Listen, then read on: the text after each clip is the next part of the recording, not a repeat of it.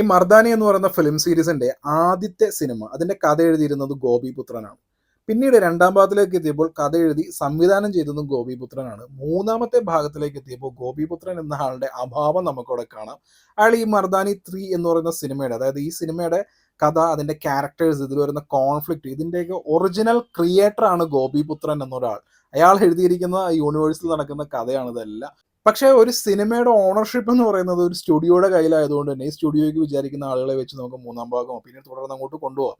അപ്പോൾ ഈ ഗോപിപുത്രൻ എന്ന് പറയുന്ന ആളില്ലാതെ മർദാനി 3 വന്നപ്പോഴേക്കും ഈ മൂവി ഫ്രാഞ്ചൈസിലെ തന്നെ ഏറ്റവും മോശം സിനിമകളിൽ ഒന്നാണ് മർദാനി 3 മാറിയിരിക്കുന്നത്. അൺഫോർച്ചുനേറ്റ്ലി അങ്ങനെ ഒരു സിനിമാറ്റിക് എക്സ്പീരിയൻസ് ആയിരുന്നു മർദാനി 3യിലൂടെ എനിക്ക് ലഭിച്ചത്.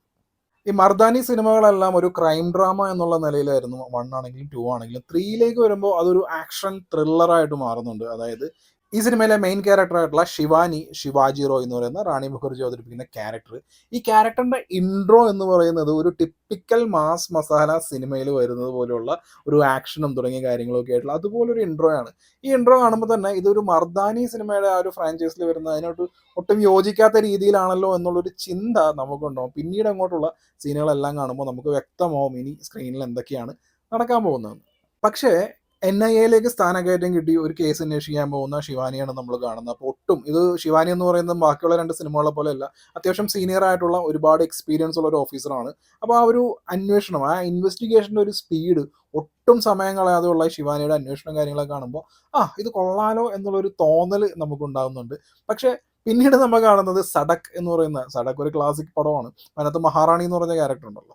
അപ്പോൾ ഈ മഹാറാണി ക്യാരക്ടറിനെ അതിനെ റിസംബിൾ ചെയ്യുന്ന പോലുള്ള ഒരു സ്ത്രീ കഥാപാത്രമാണ് ഈ സിനിമയിൽ പിന്നീട് വരുന്നത്. അതായത് ഹ്യൂമൻ ട്രാഫിക്കിങ് തുടങ്ങിയ കാര്യങ്ങൾ, ഈ ഒരു ക്യാരക്ടറിൻ്റെ ഇൻട്രോ, ആ സംഭവങ്ങളൊക്കെ വളരെ ഇൻറ്റൻസ് ആയിട്ടുള്ള കാര്യങ്ങളൊക്കെയാണ്. പക്ഷേ ഇതൊരു കാരിക്കേച്ചർ ലെവലിലേക്കുള്ള ക്യാരക്ടറായിട്ട് പിന്നീട് മാറുന്നുണ്ട്. പിന്നെ ഒരു പ്രശ്നം എന്താണെന്ന് വെച്ചിട്ടുണ്ടെങ്കിൽ ഇതിനകത്ത് നാഷണൽ അവാർഡ് വിന്നറായിട്ടുള്ള ജാൻകി ബോദിവാല, പുള്ളിക്കാരിയുടെ വഷ് എന്ന് പറയുന്ന സിനിമ, വഷ് 2 ഇവിടെ റിലീസായിട്ട്, അതായത് ബുക്കിംഗ് തുടങ്ങി, ബുക്ക് ചെയ്തതിന് ശേഷം ക്യാൻസലായി പോയി. റീമേക്ക് റൈറ്റ്സ് അജയ് ദേവ്ഗൺ വാങ്ങിയത് കൊണ്ടാവാം അതിവിടെ റിലീസായിട്ടുണ്ടായിരുന്നില്ല കേരളത്തിൽ. പക്ഷേ ബാക്കിയുള്ളടത്ത് മുംബൈയുടെ ഒക്കെ റിലീസായി. പിന്നെ കേരളത്തിൽ എന്താ റിലീസാവാത്തതെന്ന് എനിക്ക് മനസ്സിലാവുന്നില്ല. ഓക്കെ, അപ്പോൾ വഷിലൊക്കെ അഭിനയിച്ചിട്ടുള്ള ജാൻകി ബോദിവാലയുടെ ഒരു ക്യാരക്ടർ വരുന്നുണ്ട്. അപ്പോൾ അതിനകത്ത് ഈ ക്യാരക്ടറിനാണെന്നുണ്ടെങ്കിൽ പ്രത്യേകിച്ച്, അതായത് ഒരു നാഷണൽ അവാർഡ് വിന്നറാണ് പുള്ളിക്കാരി. ആ പുള്ളിക്കാരിക്ക് പ്രത്യേകിച്ചൊന്നും പറയാനില്ല, പ്രത്യേകിച്ചൊന്നും ചെയ്യാനുമില്ല. ഇങ്ങനെ സൈഡിൽ, അതായത് റാണി മുഖർജിയുടെ ഒരു സൈഡ് കിക്ക് എന്നുള്ള രീതിയിലൊക്കെ പോകുന്നു.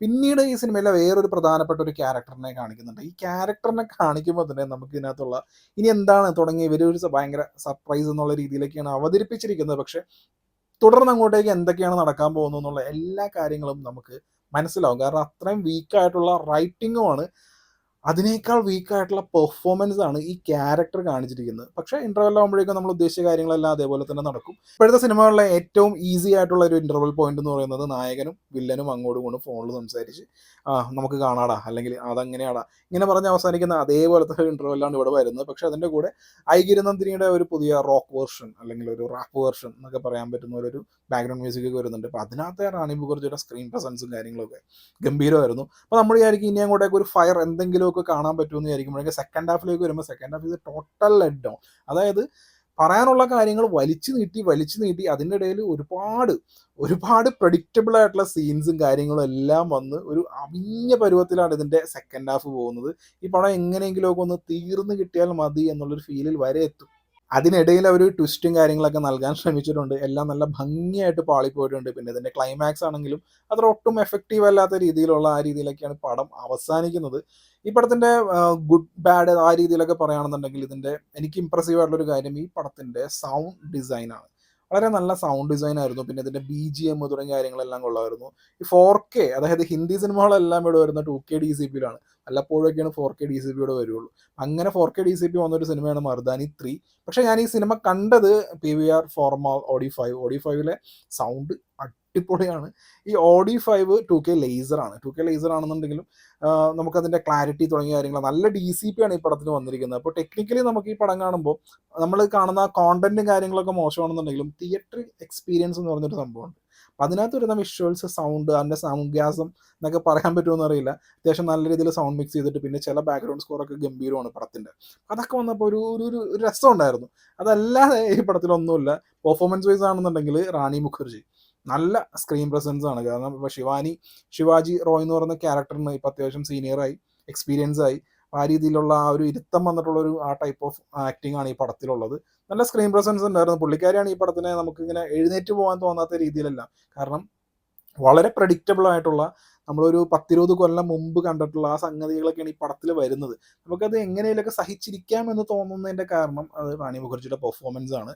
പിന്നെ ഈ പടത്തിലെ മെയിൻ, അതായത് ഇതിൻ്റെ വില്ലത്തി എന്ന് പറയാവുന്ന ആ ക്യാരക്ടറിനെ അവതരിപ്പിച്ചിരിക്കുന്നത് മല്ലിക പ്രസാദാണ്. മല്ലിക പ്രസാദിന്റെ ക്യാരക്ടറിന്റെ പേര് അമ്മ എന്നാണ്. അപ്പോൾ ഈ അമ്മ എന്ന് പറയുന്ന ക്യാരക്ടർ ഈ പുള്ളിക്കാരി ചിലപ്പോൾ ആ പെർഫെക്റ്റ് മീറ്ററിലാണ് പുള്ളിക്കാരി ചെയ്തിരിക്കുന്നത്. പുള്ളിക്കാരുടെ പെർഫോമൻസിലൊന്നും കുഴപ്പമില്ല. അത് നമ്മൾ വിചാരിക്കും ഇത് ഭയങ്കര ഓവർ ആക്ടിങ് ആണെന്ന്. പക്ഷേ ഈ കണ്ണും തുറിച്ച് ഈ രീതിയിലുള്ളവരൊക്കെ ഉണ്ട്. കാരണം ഇത്രയും വലിയ NIA-യിലുള്ള ആളെയൊക്കെ ഭയങ്കര സില്ലി ആയിട്ട് വെല്ലുവിളിക്കുന്ന അങ്ങനത്തെ ഒരു ക്യാരക്ടറാണ്. പക്ഷേ അത് പവർഫുൾ ആണെന്ന് അവരുടെ കണ്ണു നോക്കി ഞാൻ പവർഫുള്ളോട് എന്ന് പറയുന്നതല്ലാതെ വേറൊരു ഇമ്പാക്റ്റും കാര്യങ്ങൾക്കൊന്നുമില്ല. പിന്നെ ജാൻകി ബോദിവാല ഓൾറെഡി പറഞ്ഞു, ഒന്നും ചെയ്യാനില്ല പുള്ളിക്കാരത്തിക്ക്. പിന്നെ ഈ പടത്തിൽ വേറൊരു മെയിൻ ക്യാരക്ടറായിട്ട് വന്നിരിക്കുന്നത് പ്രജേഷ് കശ്യപാണ്. പ്രജേഷ് കശ്യപിൻ്റെ ക്യാരക്ടർ പുള്ളി അത് പെർഫോം ചെയ്തിരിക്കുന്ന വിധം, എൻ്റെ അമ്മേ, ഇത്രയും മോശം ക്യാരക്ടറും അത് അവതരിപ്പിച്ചിരിക്കുന്ന വിധം ഈ അടുത്ത് വേറെ ഒരു മെയിൻ സ്ട്രീം പടത്തിലൊന്നും കണ്ടിട്ടില്ല. അത് യഷ് രാജ് ഫിലിംസിൻ്റെ, റാണി മുഖർജിയുടെ സ്വന്തം സ്റ്റുഡിയോ ആണ് ഇപ്പോൾ യഷ് രാജ് സ്റ്റുഡിയോസ്. അപ്പോൾ സ്വന്തം സിനിമയിൽ സ്വന്തം സ്റ്റുഡിയോ എടുത്തിരിക്കുന്ന സ്വന്തം പടത്തിൽ ഇതുപോലെ ഒരു മെയിൻ ക്യാരക്ടറിനെ ഇത്രയും വീക്കായിട്ടുള്ള ഒരാളെ ഏൽപ്പിച്ചിരിക്കുന്നത് എന്താണെന്ന് എനിക്ക് മനസ്സിലായില്ല. ഇനി ഇവരുടെ ആരെങ്കിലും റിലേറ്റീവ് ആണോ അല്ലെങ്കിൽ അങ്ങനെയൊക്കെ ആണോ എന്നറിയില്ല. എനിഹൗ, അപ്പോൾ ഈ സിനിമയുടെ എൻഗേജിങ് ആണോ എന്ന് ചോദിച്ചു കഴിഞ്ഞിട്ടുണ്ടെങ്കിൽ ഫസ്റ്റ് ഹാഫ് തുടങ്ങുന്ന ഒരു ക്രൈം വരുന്നു, പിന്നെ ഈ ഒരു ഇൻവെസ്റ്റിഗേഷൻ, പിന്നെ ആ ഒരു വില്ലത്തി ക്യാരക്ടർ, വേറെ ക്യാരക്ടേഴ്സ് എല്ലാം വരുമ്പോൾ ഫസ്റ്റ് ഹാഫ് വലിയ കുഴപ്പമൊന്നുമില്ല. നമുക്കിങ്ങനെ അത്യാവശ്യം ഒരു ബോറടിയും കാര്യങ്ങളൊന്നും ഇല്ലാതെ കണ്ടിരിക്കാം. പക്ഷേ സെക്കൻഡ് ഹാഫ് സഹിക്കാൻ പറ്റില്ല. അതായത് ഇത് എങ്ങനെയെങ്കിലുമൊക്കെ ഒന്ന് തീർന്ന് കിട്ടിയാൽ മതി എന്ന് പറഞ്ഞ ഒരു മീഡിയോക്കോർ ലെവലിലുള്ള ക്ലൈമാക്സും പിന്നെ വളരെ പ്രഡിക്റ്റബിൾ ആയിട്ടുള്ള കാര്യങ്ങളെല്ലാം വന്ന് അവസാനിക്കുന്ന ഒരു പടമാണ്.